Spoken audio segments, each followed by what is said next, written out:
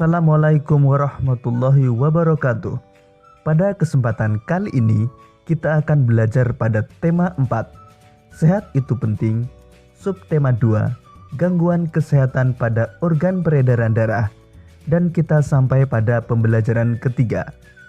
Sahabat cerdas, sebelum kita mulai pembelajaran kita, jangan lupa untuk berdoa terlebih dahulu. Hari itu, Dayu dan teman-teman akan melakukan wawancara. Dayu, Edo, dan Lina sepakat untuk berangkat bersama. Mereka juga sepakat bahwa Dayu dan Edo akan menghampiri Lina terlebih dahulu, kemudian berangkat menuju ke tempat narasumber wawancara. Aku malas, badanku lemas. Bagaimana kalau wawancaranya nanti sore saja? Saat malas tak bertenaga, jangan diam seperti patung. Ayo kita berolahraga, bersepeda keliling gunung. Benar kata Dayu, ayo kita berangkat menggunakan sepeda.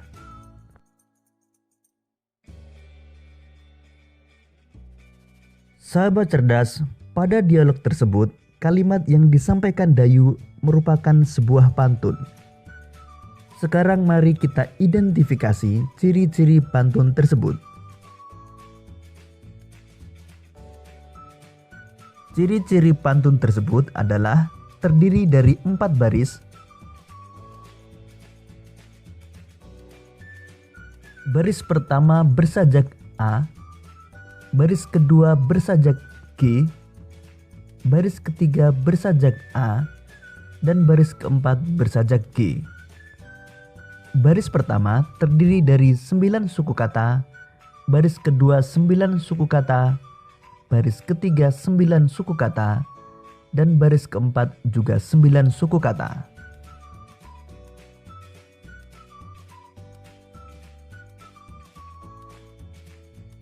Sampiran dan isi pantun.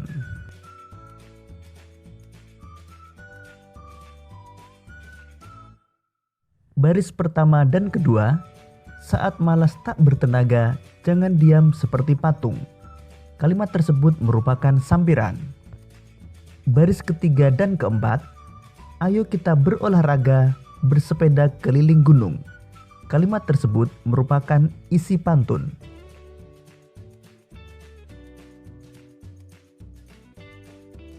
Amanat pantun di atas adalah berolahraga merupakan salah satu kegiatan untuk menjaga kesehatan. Olahraga dapat dilakukan dengan berbagai macam cara, misalnya dengan bersepeda. Dayu, Edo, dan Lina berangkat melakukan wawancara menggunakan sepeda. Mereka membutuhkan waktu setengah jam untuk sampai ke tempat wawancara.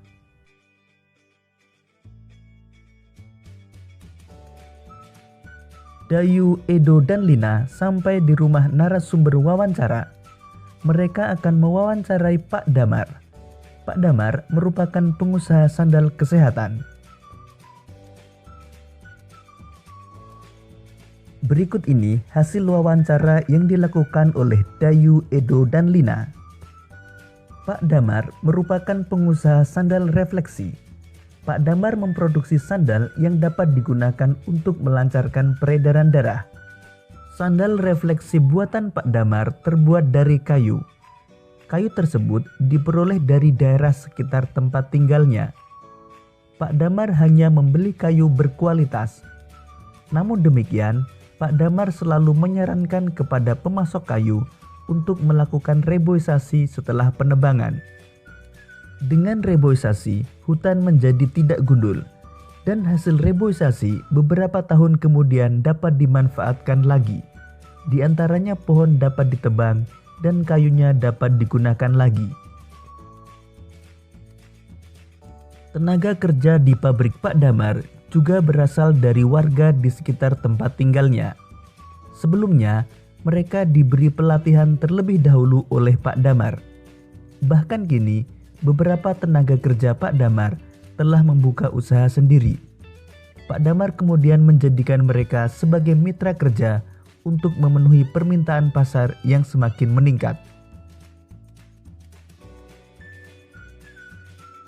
Sahabat cerdas, Selanjutnya mari kita jawab beberapa pertanyaan berikut ini berdasarkan bacaan. Identifikasilah interaksi manusia dan lingkungan pada bacaan di atas. Interaksi manusia dan lingkungan pada bacaan di atas antara lain: Pak Damar memanfaatkan kayu dari daerah sekitar tempat tinggalnya untuk dijadikan sebagai bahan pembuatan sandal refleksi. Pak Damar juga memberdayakan masyarakat sekitar sebagai tenaga kerjanya. Bagaimana pengaruh interaksi manusia terhadap lingkungan bagi masyarakat dalam bacaan di atas? Jelaskan. Pengaruh interaksi manusia terhadap lingkungan bagi masyarakat antara lain: terbukanya lapangan kerja bagi masyarakat, meningkatnya kesejahteraan masyarakat, dan pemanfaatan hasil sumber daya alam untuk memenuhi kebutuhan masyarakat.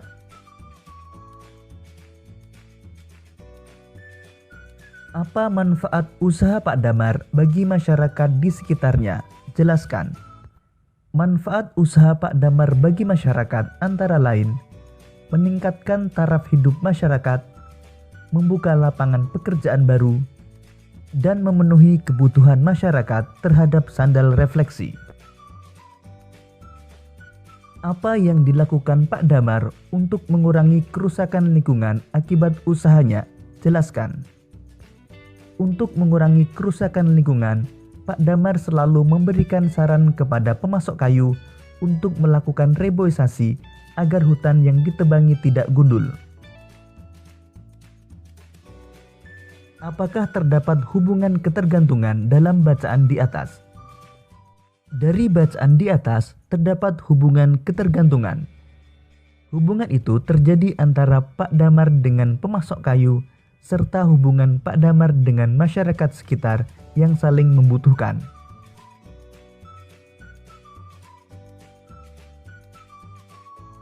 Sore itu, dusun tempat Dayu tinggal akan mengadakan pemilihan ketua RW.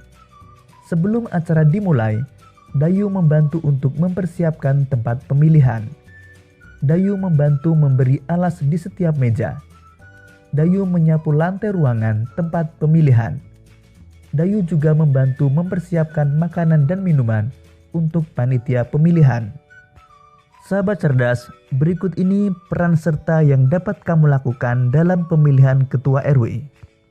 Pertama, turut serta dalam gotong royong menyiapkan tempat pemungutan suara, mengamati jalannya pemilihan ketua RW, membantu para ibu menyiapkan makanan, dan ikut menjaga ketertiban lingkungan dengan tidak mengganggu jalannya proses pemilihan.